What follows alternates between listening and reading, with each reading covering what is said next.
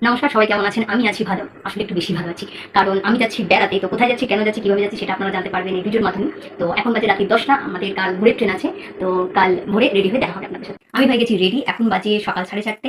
তো এটা আজকের আমার লুক অ্যান্ড এটা আজকের আমার ড্রেস। তবে জানি না, কারণ অনেকগুলো দিদিবোন থাকে, এই একটা সুবিধা। হাই করে দাও, হাই। তো দেখা হচ্ছে স্টেশনে গিয়ে। তো আমরা চলে এসেছি স্টেশন, এরপরে আমরা যাবো ব্যান্ডেল।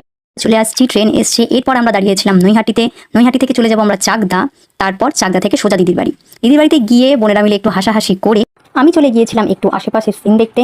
তবে সত্যি খুব ভালো লাগছিল এখানে এসে। জায়গাটা ভীষণ সুন্দর, আমার ভীষণ পছন্দ হয়েছে।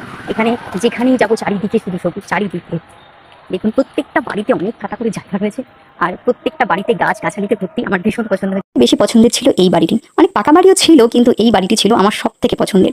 তো যাই হোক, কাঁচা বাড়ি খুব একটা দেখিনি।